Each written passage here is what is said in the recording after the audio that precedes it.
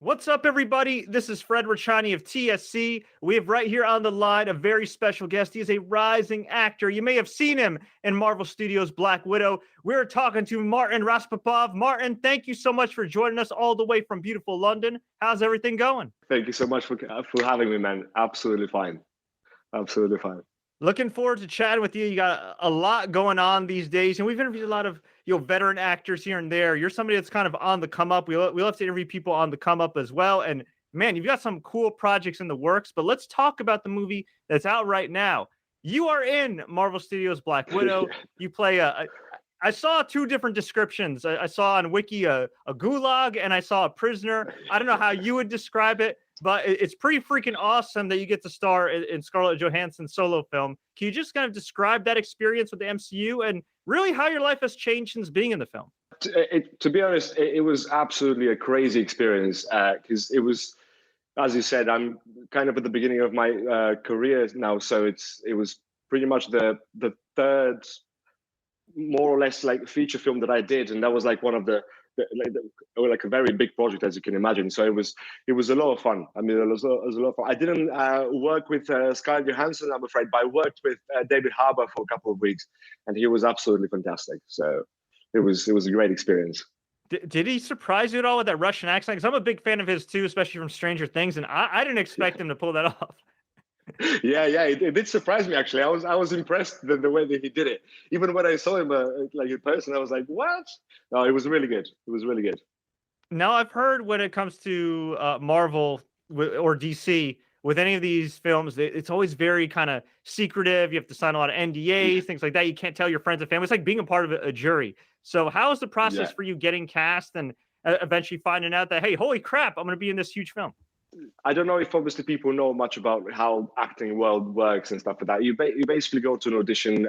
Mainly nowadays it's a self-tape. You self-tape for it, and then you wait for the result. And as many auditions come and go, you don't really expect. You kind of do an audition, forget about it, go on to the next one. So I did that one, and I completely forgot. And then maybe 2 months after I did it, I got the call that I got the job. To be honest, I was so happy that I had to tell someone. So obviously, I told my best friend. I had to call him on the phone and be like, "Listen, man, I'm sorry, but I was just casting this film." So it was fantastic. And then up to the point of filming, I went and I met with the production people, and I did all the costume, and I saw how the character transformed. And because I don't have any tattoos, as you can see, but on the actual film, I was completely covered with tattoos. So that was a lot of fun to do every day as well.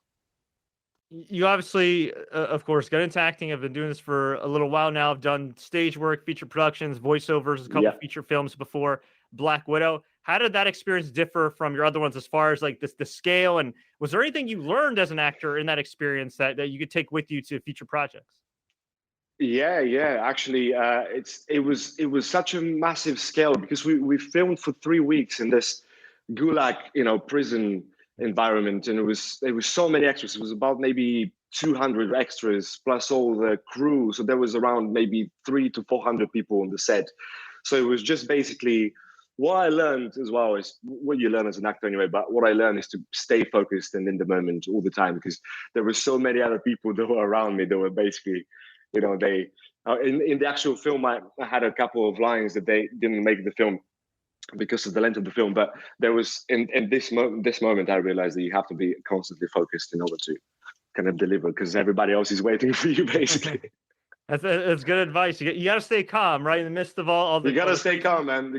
It's just like you, what you do as well, and recording and like live is just like you have to stay calm, lock in, and do it. So. And you said it's like prison. Like, so did they actually film it in the setting? Were there any green screen elements? Like, how was it all set up? They did it in the studio, and there was a lot of green and blue screen going on. But they recreated obviously the most of the prison, so it was still really, really impressive, to be honest.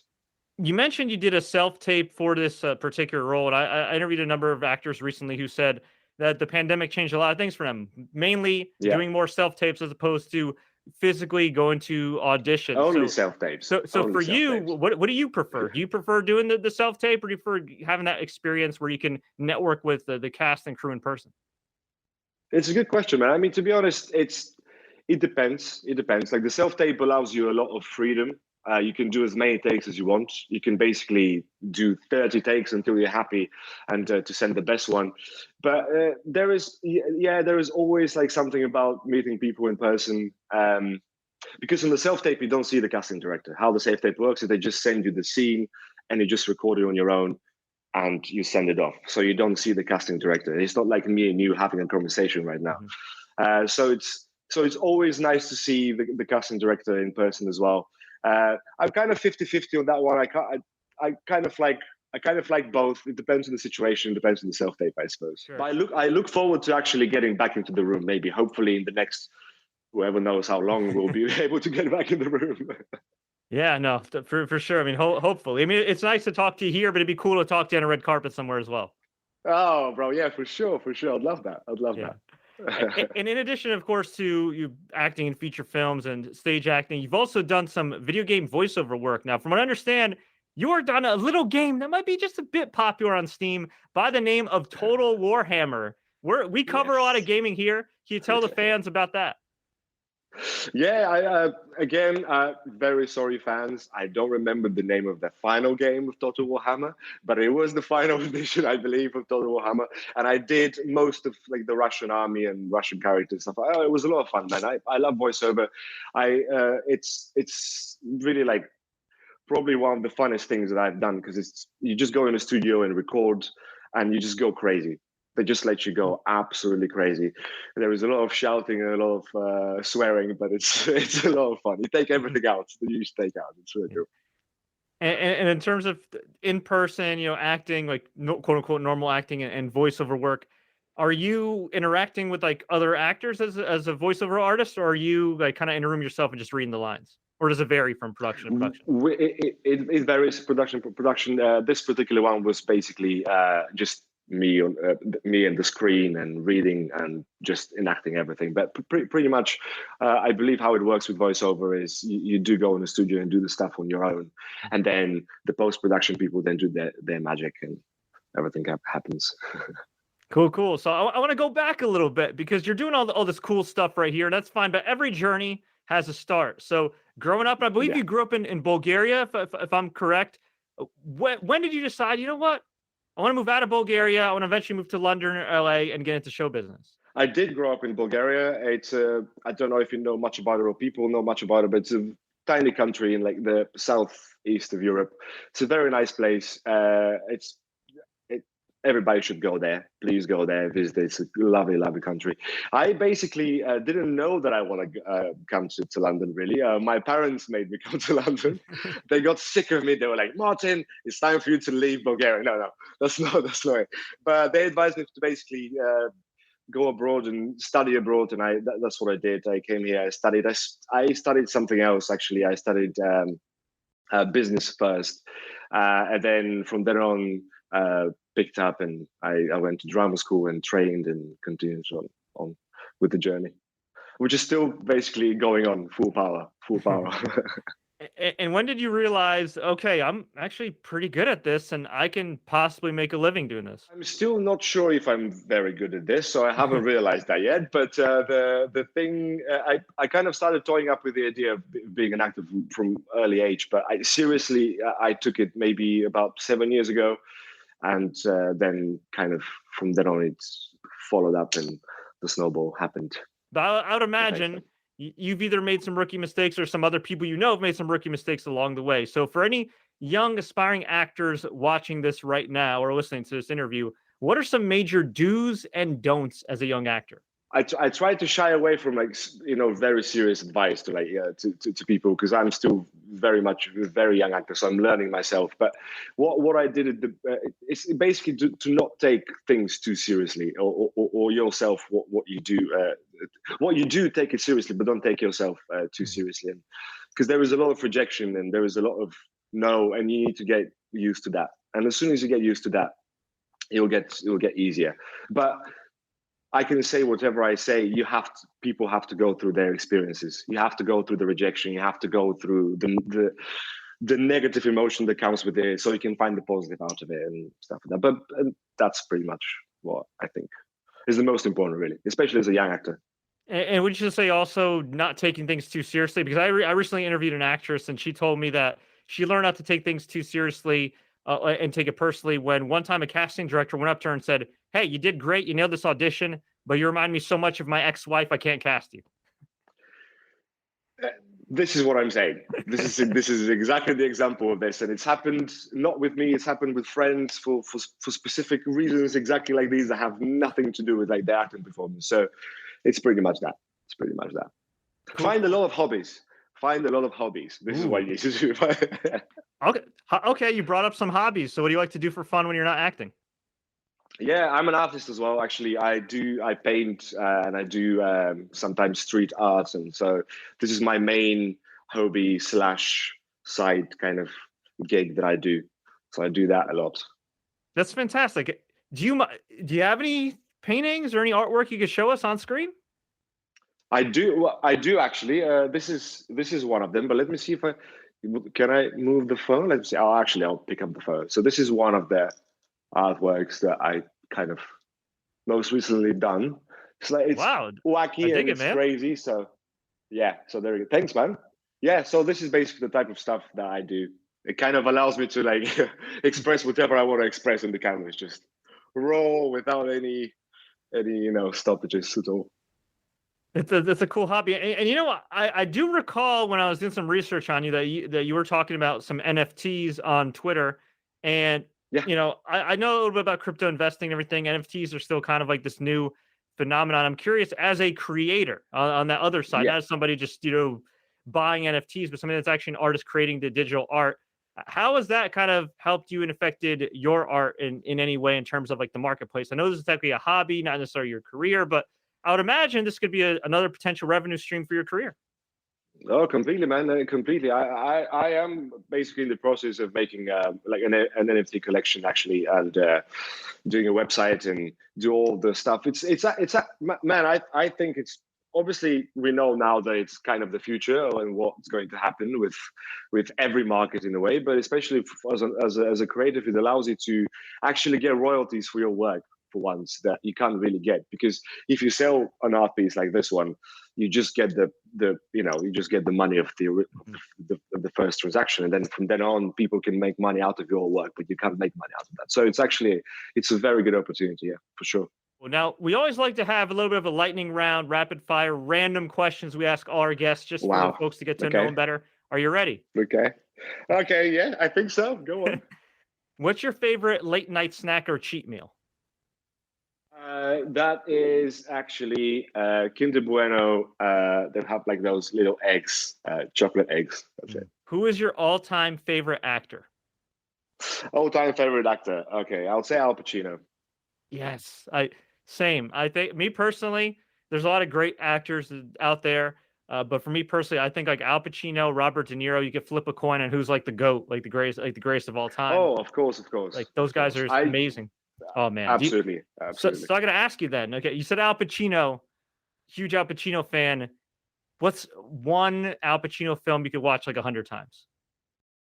Well, I mean, I don't want to be cheesy and obviously say The Godfather, because that's like everybody's answer. So I'm not going to say that.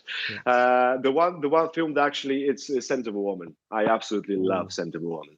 That's kind of an underrated title in his filmography. It's a very underrated, yeah. Very, but I love him. I love his performance. The film itself, it's a beautiful film. You've been doing this for a little while now. Obviously, you're getting some attention for Black Widow. You're getting some attention for The Kingsman, which we'll talk about in a second as well. Yeah. But is there any work that you would love fans to check out that maybe they don't know about? Something that you feel is a little bit underrated, either on the video game side, stage side, film side, wherever? You can check out, there is a show. I don't know if you have Channel 4 in America at all. There's a show on Channel 4. It's called Before We Die. It's actually a nice little crime drama show.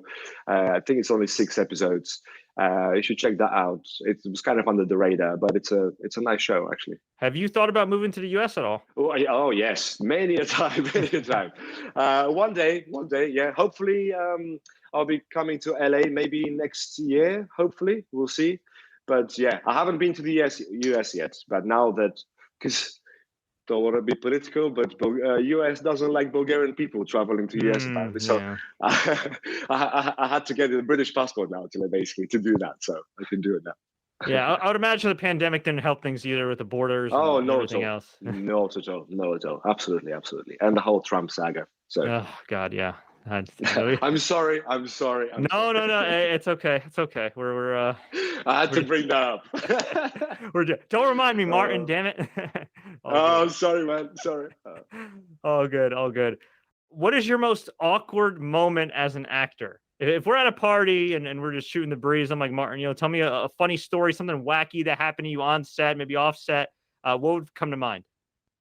Yeah, so I was 8 years old and I was doing this school play, and I was playing the kind of dad in the play, although I was 8 years obviously, but I was playing the dad in the play, and we had to do this weird dance, and the pants were too big for me, so they fell off in front. Luckily, I was obviously wearing underpants, but they fell off in front of all the audience. But everybody laughed, and I loved it, and I was like, maybe I should do that. There you go. You took it in stride.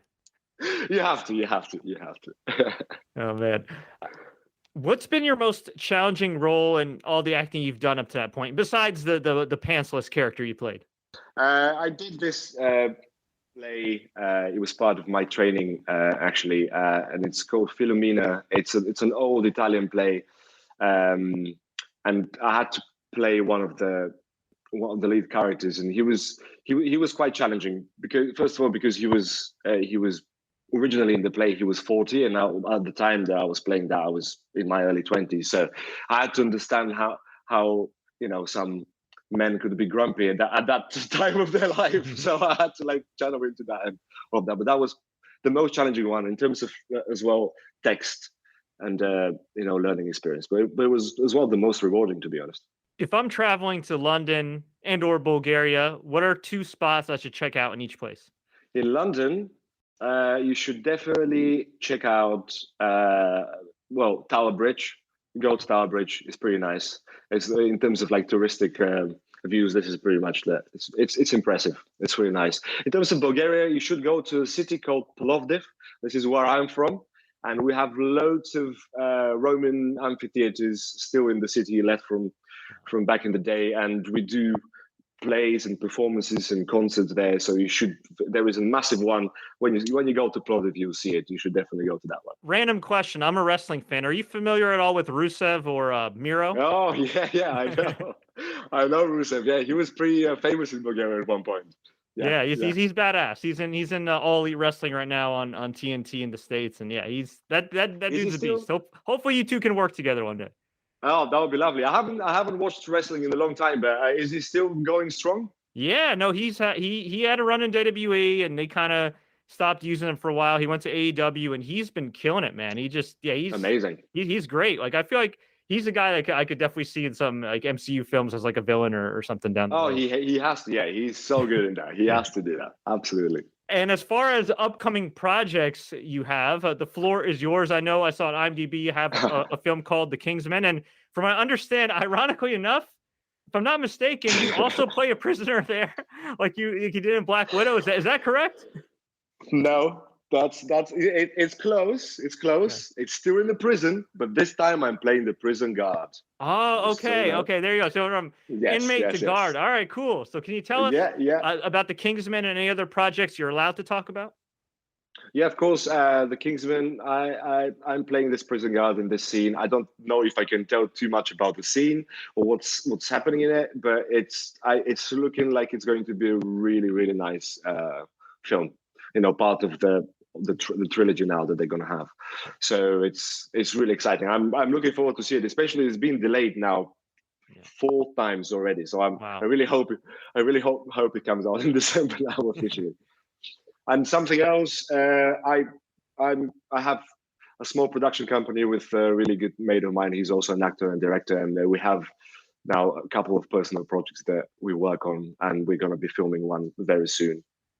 And then from then on, we're going to do another one after that. And so those are the things that I'm working on at the moment, quite seriously.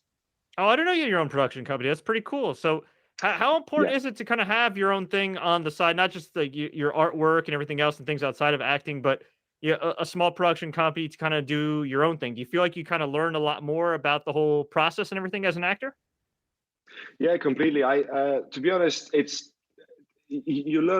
learned the most doing that, because you have a complete creative control of what you want to do. Because as actors, you go and it's what the director wants you to do. This is what you do. So you have a certain creative control, but not as much sometimes. And to have a production company and to do your own thing and decide as an actor is actually really, really important, because it allows you to delve in and deeper into bigger roles and more interesting stuff, for sure. Awesome. Well, Martin, we really do appreciate the time. Is there anything you wish that I did ask you in this interview? Anything I wish, man. To be honest, I'm actually no. You asked everything that I wanted you to ask, which is really nice. Where can fans Thanks, find man. you online? Find me online on Instagram at Martin Razpopov. You can find me on Twitter at Martin Razpopov. I have a website as well. Those are the three kind of social media platforms that I use the most. And you can currently catch him in Marvel Studios' Black Widow, currently streaming on Disney Plus. Martin, thank you so much for your time. Actually, you also have a website too, right? You want to plug that? Yeah, website www.martinrazpopov.com. Please visit, have a look, see what I do. Will be greatly appreciated. It'll be greatly appreciated. Check him out. It's got his IMDb, his show reel, everything there. If you want to book him, check him out. And hey, if you book him after watching or listening to this, tell him TSC sent you.